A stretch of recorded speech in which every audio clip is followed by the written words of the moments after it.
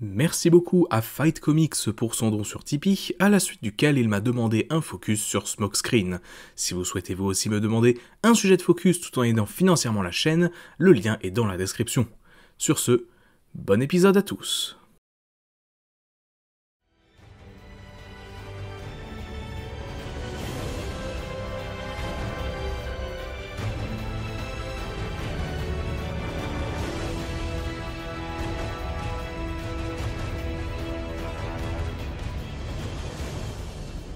On va parler aujourd'hui d'un Autobot qui a beaucoup évolué au fil des années dans Transformers, passé d'un soldat manipulateur servant à désorienter les Decepticons à un personnage beaucoup plus jeune au début des années 2010. Vous l'aurez compris, aujourd'hui on parle du coup de Smokescreen. Smokescreen est un personnage introduit en 1985 dans la deuxième saison de la série animée G1. Se transformant en Datsun 280 ZX Turbo, il partage la même forme de corps que Prowl et Bluestreak apparus auparavant. On notera d'ailleurs que son mode alternatif est inspiré, lui, d'une véritable voiture de course ayant roulé dans les années 80. Dans la série, Smokescreen apparaît comme un soldat Autobot étant souvent envoyé sur le champ de bataille pour détourner l'attention de ses adversaires, notamment en envoyant un écran de fumée depuis les pots d'échappement de son mode véhicule. Il utilisera cela notamment face à Megatron ou encore des Seekers. Un épisode sera plus ou moins centré sur lui, lorsque les Autobots sont capturés par un extraterrestre qui les enferme et compte les vendre. Smokescreen est le seul à ne pas être fait prisonnier et parvient, à défaut de pouvoir tuer l'alien, à le manipuler pour pouvoir tricher à des jeux d'argent. Après avoir gagné énormément, Smokescreen finit par tout perdre et se retrouve obligé de s'allier avec Defcon, un chasseur de primes passant par là, afin de finalement pouvoir libérer les autres Autobots. Réapparaissant jusqu'à la fin de la saison 2 de manière plus ou moins régulière, on ne le reverra pas après le film de 1986, dans lequel il était censé être montré comme tué durant la bataille d'Autobot City. C'est en tout cas ce que l'on peut voir dans un storyboard du film, avant que son corps ne soit remplacé par Wheeljack. Dans les comics Marvel G1, Smokescreen fait partie d'un groupe de 5 Autobots dont l'esprit a été stocké dans une base de données afin qu'Optimus puisse faire appel à eux en cas de besoin sur Terre. Il transfère donc l'esprit de Smokescreen dans un nouveau corps et fera appel à lui ainsi qu'aux 4 autres Autobots par la suite. Il sera beaucoup moins mis en avant dans ses comics que dans la série, l'un de ses principaux faits d'armes étant d'avoir découvert la tête d'Unicron sur la planète des Junkions, parvenant ainsi à alerter Cybertron pour qu'ils empêchent le frère de Primus de se créer un nouveau corps à cet endroit. Après la fin de la première génération, le Smokescreen original fut quelque peu oublié, et laissa place à un nouveau personnage portant ce nom dans la génération 2, décrit comme un manipulateur détestant Autobots comme Decepticons. Dreadwing, à la base pacifiste mais simple d'esprit, a été manipulé par Smokescreen, qui l'a convaincu que pour mettre fin à la guerre, il fallait détruire les deux camps qui la composaient. Si au départ cette nouvelle version du personnage n'avait littéralement rien en commun avec l'original, dans les années 2000 à 2010, plusieurs histoires nous ont rétroactivement présenté comment l'Autobot que l'on a connu dans la G1 a laissé place à cet être manipulateur et destructeur. Après avoir modifié son apparence physique pour devenir un Binaltech, prenant au passage l'apparence d'une Subaru Impreza, Smokescreen devient capable de contrôler plusieurs corps à la fois, mais à force de cela, de multiples personnalités se développèrent chez lui, dont une, connue sous le nom de GT07, qui est celle qui prendra le dessus et le fera devenir entièrement différent. C'est à la suite de cela qu'il rencontre Dreadwing et qu'il livre bataille aux deux camps. Il faut noter d'ailleurs que cette version de Smokescreen est assez obscure, beaucoup d'hommages lui ont été rendus, avec notamment de nouveaux jouets commercialisés, ou encore des histoires racontées, une sorte de petite curiosité en soi, avec plein d'éléments rajoutés rétroactivement, alors qu'à la base, il s'agissait juste de deux personnages différents. La première vraie nouvelle version de Smokescreen est du coup sa version de Transformers Armada, une version entièrement différente et qui, de l'aveu même de son designer, aurait dû s'appeler autrement. Smokescreen est ici le 4e Autobot à arriver sur Terre après Optimus, Hotshot et Red Alert. Ayant pris le pont spatial en dernier pour aller de Cybertron à notre planète, il atterrit au mauvais endroit et se retrouve coincé sous terre. Finalement découvert par les siens, il se montrera comme étant un bot au grand cœur, toujours prêt à aider les siens, et pensant pouvoir se sortir d'à peu près toutes les situations. Devenant le gardien de certains artefacts Minicon, notamment le Skyboom Shield, il se servit de son treuil et de la grue située dans son dos pour le déployer en combat ou se battre contre les Decepticons.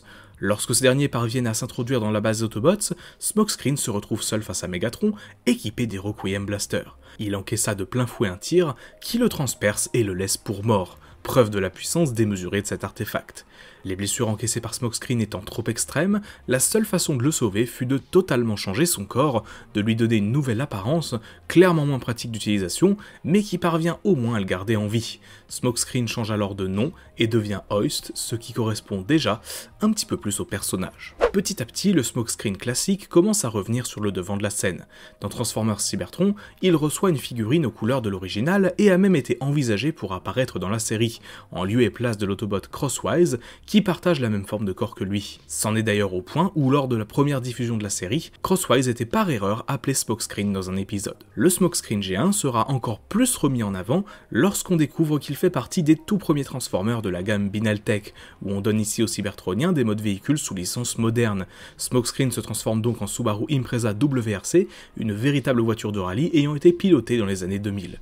Une version taille réelle du personnage sera même réalisée dans le cadre d'un événement promotionnel de Subaru, et oui, à l'époque, certains auraient pu prendre ça comme les premières images du film de 2007. À l'image de beaucoup de persos de la G1, c'est dans les comics Dreamwave que la version originale de Smokescreen fait son grand retour au début des années 2000, même s'il n'y fait rien de particulièrement notable.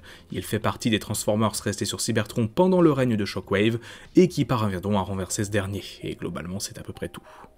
En revanche, dans les comics IDW, Smokescreen aura un petit peu plus d'apparitions. Il fait notamment partie des Autobots qui affrontent les Combaticons lors d'une guerre opposant la Corée du Sud, alliée aux États-Unis, et la Corée du Nord, qui avait engagé Onslaught et les siens à leur service. Après la fin de la guerre, il embarqua à bord du Lost Light et fit partie de son équipage. Lors de la mutinerie de Getaway, il prend le parti de ce dernier et vit sa mémoire altérée par Thunder.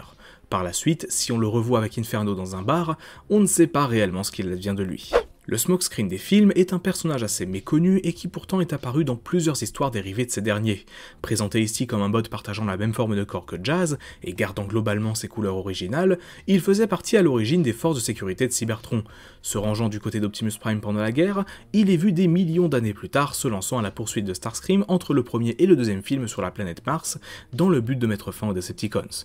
Après avoir été présumé mort, il rejoint la Terre et intègre le Nest entre le deuxième et le troisième film, où il sera malheureusement tué par Shockwave. Transformers Prime nous introduit en 2012 une toute nouvelle version de Smokescreen, un jeune Autobot intrépide qui débarque sur Terre et rejoint l'équipe d'Optimus, brillant par son énergie, mais péchant par sa précipitation et les nombreuses situations dangereuses qu'il peut créer pour lui-même, mais aussi et surtout pour les siens. Il était à l'origine le gardien personnel d'Alpha-Trion sur Cybertron et arriva sur Terre après s'être échappé d'un vaisseau Decepticon. Censé garder les artefacts de Yakon, notamment les clés Omega, lui-même ne savait pas qu'Alpha-Trion avait caché l'une d'entre elles à l'intérieur de son corps. Il utilisera régulièrement le Phase Shifter en combat, un artefact permettant de traverser les murs, mais ça ne suffit pas pour l'empêcher d'être capturé par les Decepticons, qui trouvèrent la clé Omega à l'intérieur de lui et attaquèrent par la suite la base des Autobots. Sauvant Optimus après que ce dernier ait été grièvement blessé, Prime souhaite à ce moment lui transmettre la matrice du commandement, principalement par nécessité, sentant qu'il était sur le point de mourir. Mais ne se sentant pas digne d'autant de pouvoir et de responsabilité, Smokescreen essaye de sauver son chef avec la forge de Solus Prime et y parvient. Par la suite, il deviendra plus calme et réfléchi, et admettra qu'il ne se voyait pas devenir un héros, ou en tout cas pas maintenant. Enfin, plus récemment, c'est dans les comics IDW de 2019 que Smokescreen a eu l'occasion de réapparaître, avec pour le coup une caractérisation ultra fidèle à l'original, reprenant même les gimmicks de fumée, s'équipant également d'une quantité d'armement assez ridicule pour secourir Ultra Magnus alors capturé par les Decepticons.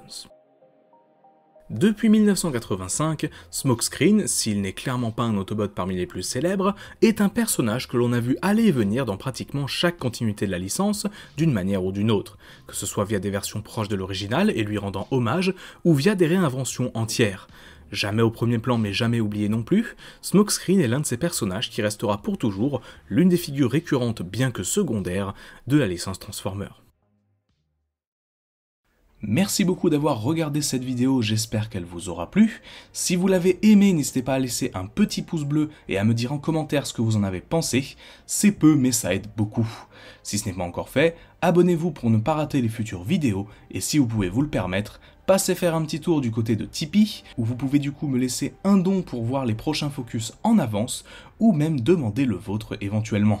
Sur ce, c'est tout pour moi, c'était Magnus, on se dit à très vite. Bye tout le monde.